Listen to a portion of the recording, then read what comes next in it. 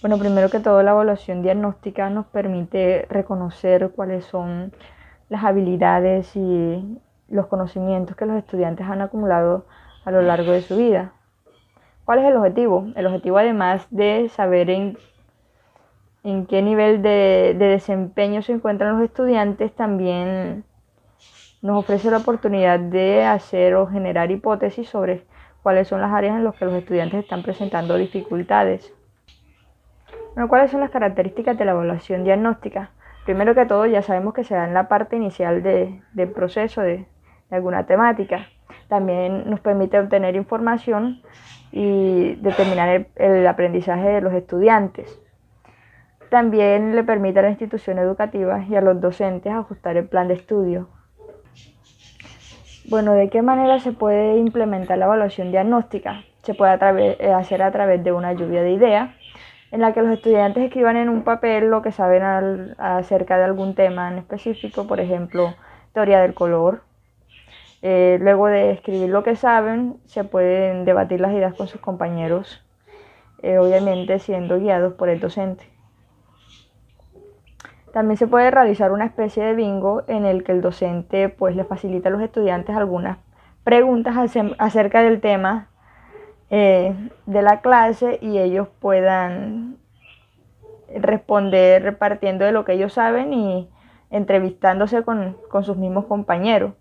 Al final, quien termine primero de responder las preguntas puede gritar bingo y se puede socializar las respuestas de una forma más, no sé, didáctica. La evaluación sumativa es un proceso mediante el cual se estudian los resultados de un proceso de aprendizaje una vez se haya terminado el mismo. Su principal función es saber cuánto han aprendido los estudiantes y obtener información para generar métodos de evaluación fiables. Bueno, para poder determinar qué tan efectivo ha sido el proceso educativo, las personas encargadas de realizar esta evaluación deben tener en cuenta los objetivos que se trazaron para esta misma. Como todos sabemos, los alumnos tienen ciertos indicadores de logro que deben pues, marcar cuáles son los conocimientos que los estudiantes deberían adquirir durante ese periodo. ¿Cuáles son las características? Bueno, sirve para ayudar tanto a alumnos como docentes. A los alumnos pues los ayuda a reconocer cuáles son pues, los puntos en los que están fallando en su proceso y al docente a saber si el alumno está preparado para continuar al siguiente nivel del proceso. Bueno, también pueden incluir datos tanto cuantitativos como cualitativos, ya que además de realizar test, exámenes finales, también pueden pues, observar cómo ha sido el comportamiento y el trabajo del estudiante durante ese periodo de tiempo y eso digamos que le daría un valor agregado pues, a su nota. También suelen transformarse en datos concretos. ¿Qué quiere decir esto?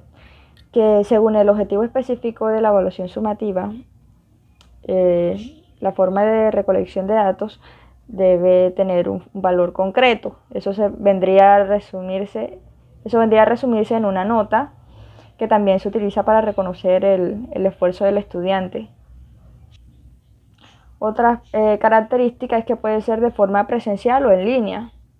Bueno, hoy día se ve mucho eso, teniendo en cuenta de que se utilizan pues, las herramientas TIC para desarrollar cualquier evaluación, cualquier test que sea necesario.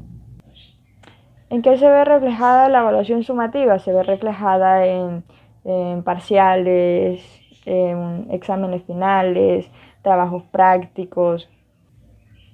Bueno, en cuanto a la evaluación formativa, se dice que es una actividad sistemática y continua que tiene por objeto proporcionar la información necesaria sobre el proceso educativo. Bueno, podemos decir que evalúa los procesos, no los resultados. Y también que centra su intervención en mejorarlos.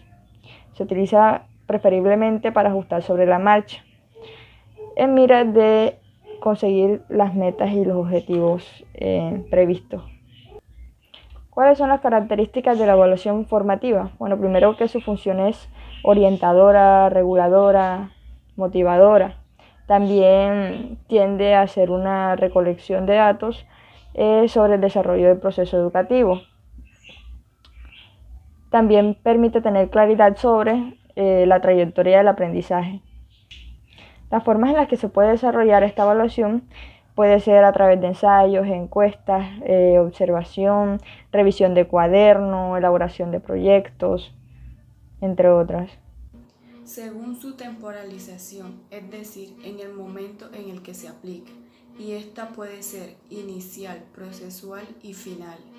Evaluación inicial es la que se realiza al comienzo de un ciclo, módulo o unidad didáctica de una etapa educativa. Referido al proceso de enseñanza-aprendizaje, este tipo de evaluación ayuda a detectar la situación de partida de los estudiantes.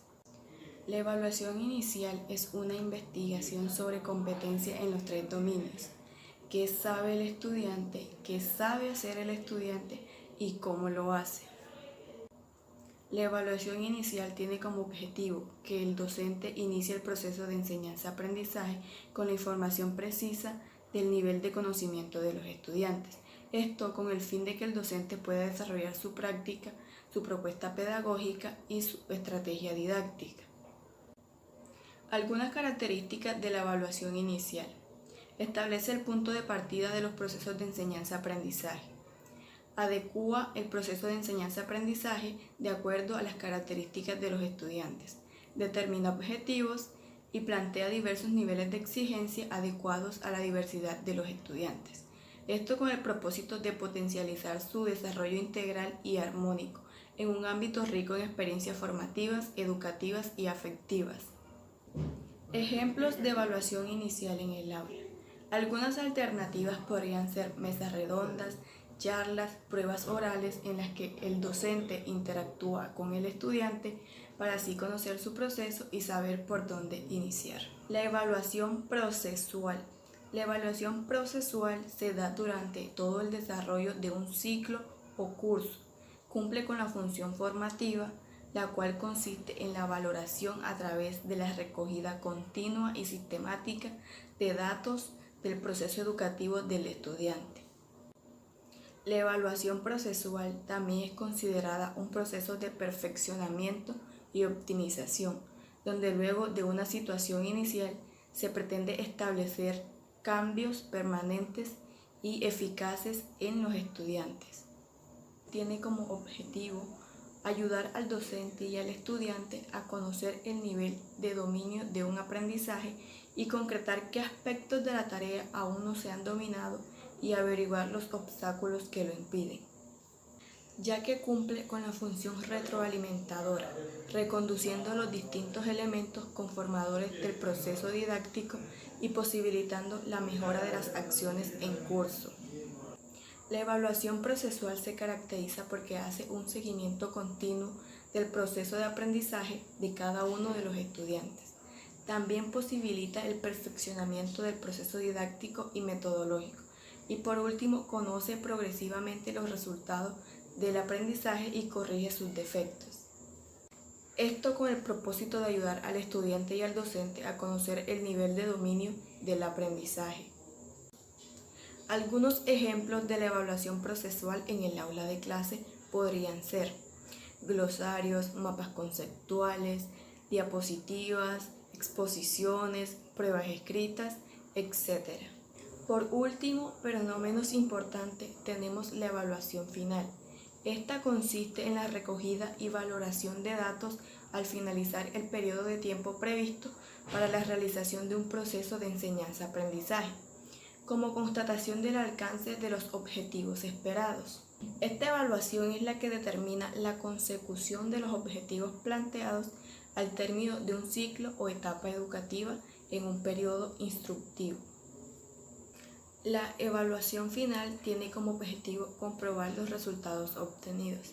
Asimismo, supone una reflexión en torno a lo alcanzado después de un plazo determinado. Características de la evaluación final. Conoce y valora el logro de los objetivos generales de un ciclo o módulo educativo. Comprueba el desarrollo de las capacidades de los estudiantes. y emite un informe global de las actividades desarrolladas. En esta evaluación también es importante tener en cuenta la participación activa de los estudiantes en las diferentes dinámicas y actividades. Ejemplos de cómo aplicar la evaluación final en el aula de clase. Tenemos el intercambio oral, propuesta de los estudiantes y por último y más conocido, el examen final. La evaluación según su normotipo. El normotipo es el referente que nosotros utilizamos para evaluar un sujeto o un objeto. En este caso, el sujeto hace referencia al estudiante. ¿Y qué se evalúa en este tipo? Se evalúa la parte interna y externa también. Sabemos que vivimos en sociedad y dependiendo del contexto en que nos desarrollemos, así absorbemos. Uno absorbe una gran cantidad de conocimientos y de información que procesamos en nuestra psiqui, en nuestro cuerpo, y posteriormente, nuevamente, ese conocimiento vuelve al contexto. Es algo recíproco. Bueno, el normotipo tiene dos vertientes, que es la numotética y la ideográfica. La numotética tiene sus subvertientes, que es la criterial y la normativa.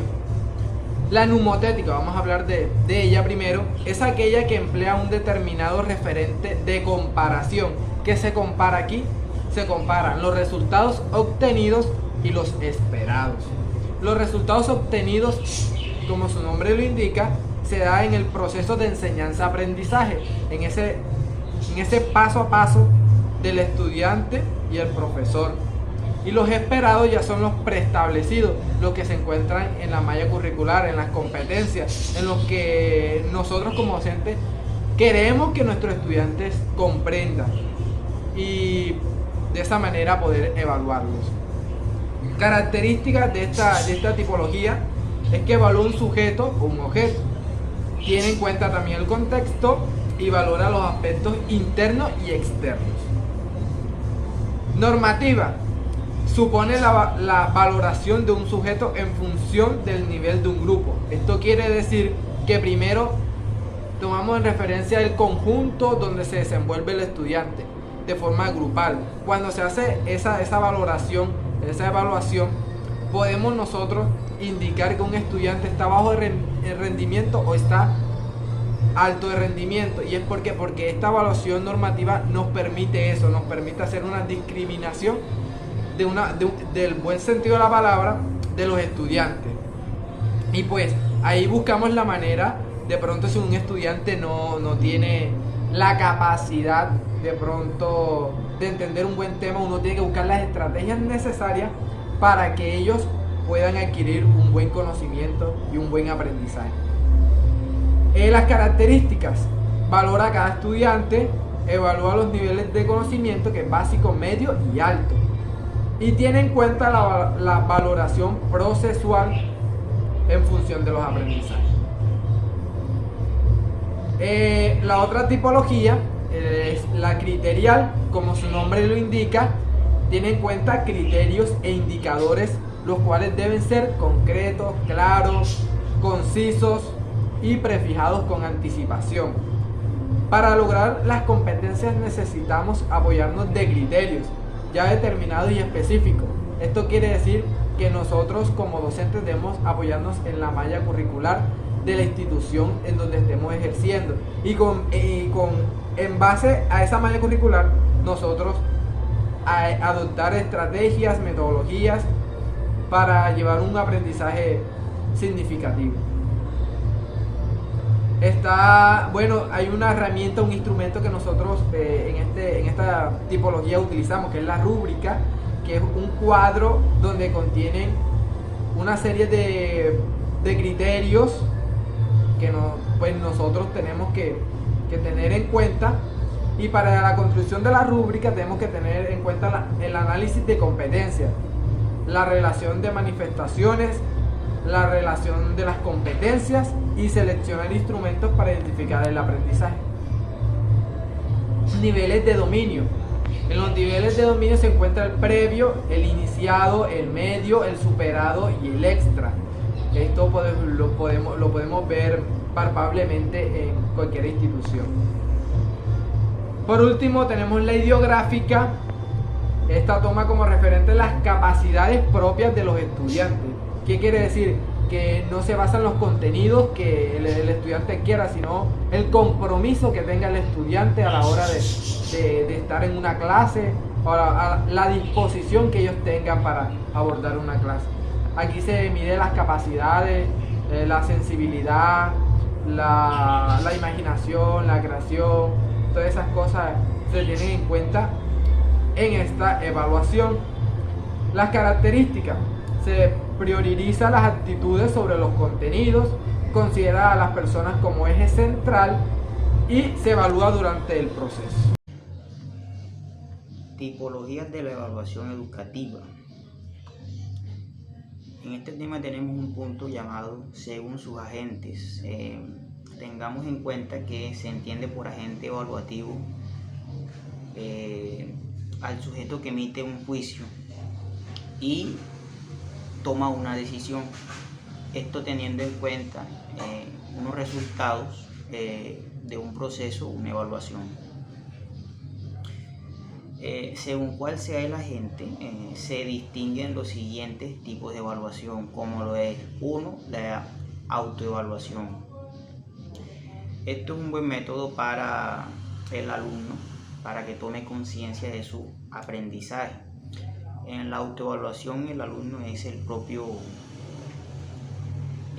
que se autocalifica, por lo que se obliga a realizar un esfuerzo de autocrítica. Aquí tenemos un ejemplo. Frecuentemente tomamos decisiones en función de la valoración positiva o negativa de un trabajo realizado, de la manera como establecemos nuestras relaciones. Entonces el estudiante está en un salón de clase y él va a autoevaluar. El profesor dice: autoevalúe el trabajo que usted hizo. Es aquí donde entonces él tiene que ser autocrítico consigo mismo con su trabajo que hizo. Tenemos por otro lado la coevaluación, que se lleva a cabo entre iguales, lo cual quiere decir que los mismos compañeros son los que se evalúan. Un ejemplo de instrumentos para utilizar la coevaluación es la escala estimativa. Esto lo hemos venido utilizando, es algo parecido en cierto punto a lo que es la evaluación docente. Tenemos una planilla que tiene ciertos puntos que le dan a favor o que le dan favorabilidad al proceso que ha hecho el docente. Y por último tenemos la heteroevaluación, que vendría siendo lo contrario a la evaluación. Hetero, diferente. Entonces, mientras que en la autoevaluación el alumno se responsabiliza del proceso de aprendizaje y de sus resultados, en la heteroevaluación le implica la inclusión de una mirada externa. Por lo habitual es el docente el que le da pie a la heteroevaluación. Es el docente el que encamina la heteroevaluación, aunque no se descarta también que un agente más externo al docente, como lo puede ser el padre de familia o la sociedad, pueda también ser la que realice esta heteroevaluación. Evaluación según su extensión. Se caracteriza por abarcar una totalidad de la capacidad expresada en los objetivos generales y de unidad, así como los criterios de evaluación de los diferentes subsectores o áreas. Esta considera comprensivamente todos los aspectos, los elementos y procesos que están relacionados con aquello que es objeto de evaluar. En los tipos de evaluación según su extensión o enlace podemos encontrar dos, los cuales se dividen en la evaluación global y en la evaluación parcial. La evaluación global abarca en su totalidad y su propósito fundamental es determinar en qué medida la institución cumple con su misión, sus objetivos y si responde a los niveles de calidad establecidos. Se considera el objeto de evaluación de un modelo holístico como una totalidad interactuante en el cual cualquier aspecto modificado en uno de sus componentes o divisiones tiene consecuencia con el resto. Con este tipo de evaluación, la comprensión de la realidad evaluada aumenta, pero no siempre es necesaria o posible.